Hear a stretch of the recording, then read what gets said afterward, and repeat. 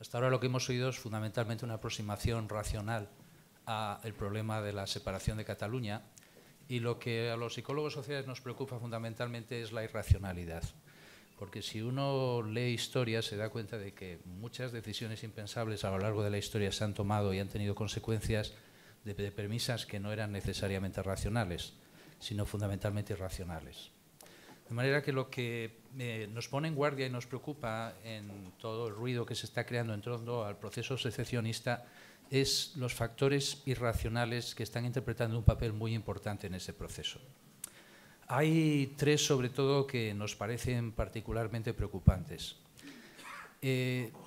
España, quizás, al menos esa es nuestra tesis, quizás por coincidencia, de forma relativamente accidental, es en este momento un país con un nacionalismo de muy bajo perfil. Los símbolos, como ya se ha comentado en esta mesa, los símbolos nacionales pues, se utilizan exclusivamente en acontecimientos deportivos. La misma racionalidad con la que se está planteando el proceso secesionista de Cataluña ya demuestra ese bajo perfil, esa especie de patriotismo constitucional, ese centrarse en los aspectos económicos. Yo, como anécdota, recuerdo una tesis doctoral en la que el investigador preguntaba sobre la identidad nacional de catalanes y madrileños. El catalán, no recuerdo las cifras exactas, pero pongamos que los catalanes se identificaban en una escala de 1 a 10 como 9 como catalanes y pongamos 7 como españoles. Pero es que el madrileño se identificaba como 2 como madrileño y como 4 o 5 como español. Es decir, el problema de la identidad nacional en Madrid era un problema muy secundario. En ese contexto, de pronto, aparece un discurso nacionalista, sobre todo en este momento, de la mano de los políticos, algunos políticos catalanes, que es muy rancio, es romántico. Se remonta al siglo XIX, aunque a veces ellos acusan al supuesto nacionalismo español de ser rancio, en realidad es un poco lo que hacían los estrategas de marketing político del presidente Bush, era acusar al contrario de cuál era el problema de uno mismo, ¿no? Bueno, pues es realmente un discurso político muy rancio, muy antiguo del siglo XIX, que reivindica una forma de nacionalismo romántico. Y una característica que pone en guardia a los psicólogos sociales cuando se habla del nacionalismo romántico es que el nacionalismo romántico, por definición, niega al individuo y niega los derechos del individuo. El individuo es un mero instrumento al servicio de un destino histórico más o menos misterioso, que es el destino de un ente supraindividual, que es la nación. Esa nación tiene sus propios derechos, tiene sus propias obligaciones. Solo la historia con mayúscula, los dirigentes solo deben responder ante la historia con mayúscula sobre sus actos y, por tanto, tienen patente para hacer cualquier cosa que consideren que es importante en nombre de la nación. Ese discurso, que puede parecernos periclitado, está ahí, está presente y está claramente latiendo en muchas de las declaraciones de los algunos políticos catalanes en este momento. Y es enormemente preocupante porque sienta las bases de la irracionalidad en la acción política. El segundo problema que nos pone en guardia como psicólogos sociales cuando se habla de la discusión sobre el secesionismo catalán es que aparece algo que los psicólogos han estado explorando durante los últimos años, e incluso ha tenido una incidencia en la teoría económica, que es los sesgos heurísticos, es decir, el pensamiento irracional en la toma de decisiones. Aparece un optimismo irrealista. Es decir, yo recuerdo cuando era pequeño pensaba que las inundaciones podían ser una cosa maravillosa porque llegaría el mar, lo cubriría todo, el agua sería transparente y uno podría ir buceando a comprar el pan a la tienda de la esquina. Pero cuando uno ve la realidad de lo que es una inundación, descubre que una inundación es algo terriblemente sucio, es algo terriblemente peligroso, es algo terriblemente destructivo. La historia que se está vendiendo sobre el secesionismo catalán es la historia de la inundación tal como yo me la imaginaba cuando era pequeño. Algo transparente, algo limpio, algo indoloro, algo no peligroso, algo que incluso va a crear un panorama, un paisaje nuevo, exótico, maravilloso. Y eso, desgraciadamente, es un ejemplo palmario de lo que podríamos llamar optimismo no realista. Y autores como Kahneman, el premio Nobel Kahneman, por ejemplo, dice muy claramente que, por desgracia, en la mayor parte de los casos, el optimismo excesivo en los dirigentes es enormemente peligroso y lleva a empresas y a todo tipo de organizaciones al desastre. El tercer elemento que nos pone en guardia como psicólogos sociales es el discurso sobre la libertad de Cataluña. Porque como psicólogos sociales sabemos que en realidad libertad en términos psicosociales es sinónimo de poder. Cuando se reivindica la libertad para un lugar, lo que se está reivindicando es un mayor poder para sus élites dirigentes. Y en realidad lo que está presente en el debate sobre la secesión de Cataluña, en la lucha sobre la secesión de Cataluña, es una lucha de una determinada élite local por tener el monopolio del poder legítimo, que es la definición clásica del Estado.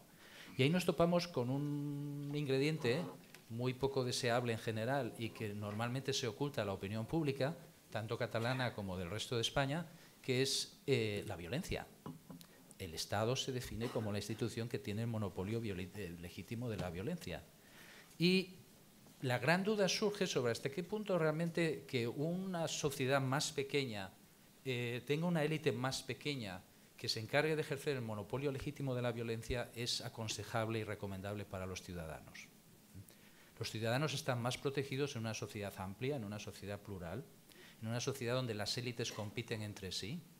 Y ahora hay un caso muy reciente que habrán visto en la prensa y que es muy ilustrativo. 8 Mossos de Escuadra golpean a una persona, muere. Yo no voy a entrar a criticar a los Mossos de Escuadra. Puede ser cierto, puede no ser cierto. Todos los profesionales cometen errores. Pero hay una cuestión que me preocupa muchísimo más y es la actitud del conseller, que se niega a aceptar el informe de la Policía Nacional.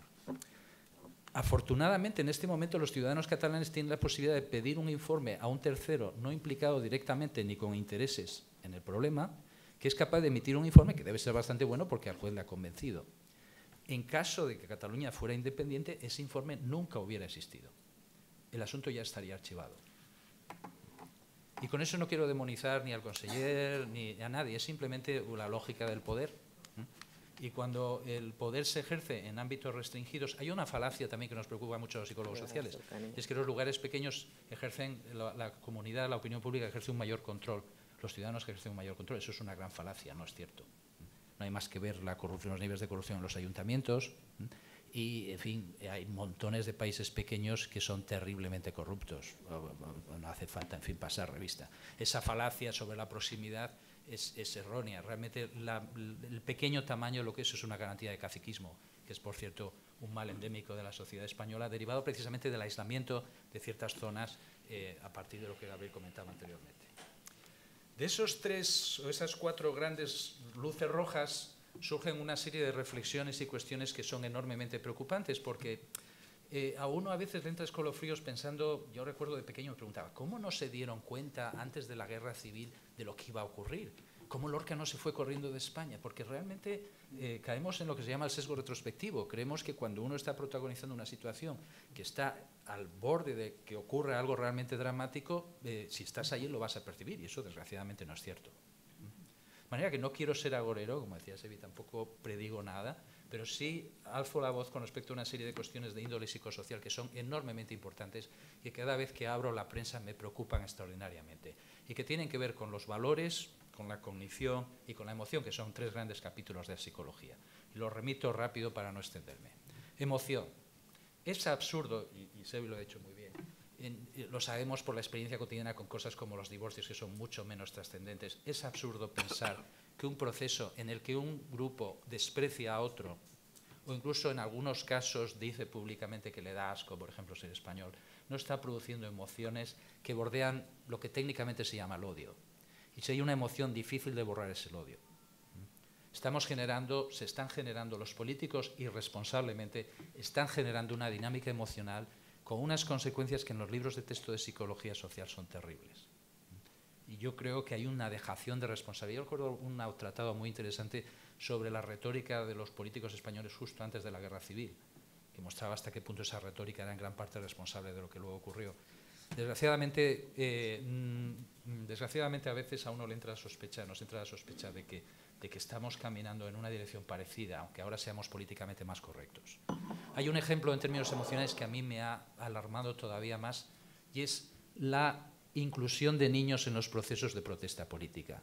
La inclusión de niños en procesos de conflicto político, el llevar a los niños a ciertos actos en los que se reivindican determinadas cosas en nombre de una determinada doctrina política, es el abono fundamental de cosas terribles en el futuro, porque esos niños van a desarrollar una moral maniquea. A un niño es muy difícil explicarle el mundo si no es en términos de buenos y malos. Esos niños luego van a ser adolescentes y luego van a ser jóvenes. Estamos creando una bomba de relojería, literalmente, como ya, por cierto, hemos experimentado en el País Vasco. De manera que en el plano de la emoción hay muchas cosas de las que preocuparse que tienen que ver con esos 3 puntos de referencia que he comentado. En el plano de la cognición, si hay algo que hace la secesión es la categorización, crear categorías. Y hay un axioma en psicología social y es que las categorías son garantía cierta de discriminación. Si yo soy blanco y tú eres negro, si tú eres rojo o yo soy azul, automáticamente los seres humanos tendemos a discriminar, tendemos a establecer diferencias por una razón muy simple, porque discriminar aumenta nuestra autoestima, nos hace de alguna forma psicológicamente más felices. De manera que el nacionalismo está fomentando lo que Freud llamó el narcisismo de las pequeñas diferencias, pero que luego se va a traducir en una supuesta Cataluña independiente en el hecho de que muchas personas que tienen una carrera profesional o una vida familiar razonablemente feliz vean arruinada esa vida sencillamente porque no responden al perfil oficial de lo que debe ser el ciudadano catalán en ese contexto. Y el tercer elemento fuera del plano cognitivo y fuera del plano emocional es un elemento valorativo que a mí realmente me fascina en los movimientos secesionistas modernos contemporáneos de Europa, de la Europa rica. El otro día hicimos ese paralelismo en el libro y me alegró mucho ver que hace muy poco en Estados Unidos un analista político hacía la comparación inversa. En el capítulo del libro comparamos los movimientos secesionistas europeos de las zonas más prósperas con el Tea Party, con el movimiento político norteamericano de extrema derecha, que se basa fundamentalmente en una reivindicación, y la reivindicación de que los ricos no tienen por qué compartir su riqueza con los pobres. Cualquier intento, cualquier proyecto, cualquier programa que implique compartir es un programa sospechoso. La libertad, desde ese punto de vista, hay un filósofo norteamericano, Lakoff, que lo dice muy bien, la libertad entendida desde esa perspectiva es la libertad del individuo para disfrutar egoístamente de lo que tiene y no tener que compartirlo con el resto de la comunidad. Lo que es enormemente preocupante en el programa político catalán es que en ese ensayo que les comentaba respecto a Estados Unidos, es curioso, ese otro analista norteamericano hacía la comparación inversa, decía que el Tea Party es un movimiento secesionista subterráneo dentro del propio Estados Unidos. De manera que el paralelismo no es tan insensato como puede parecer a primera vista.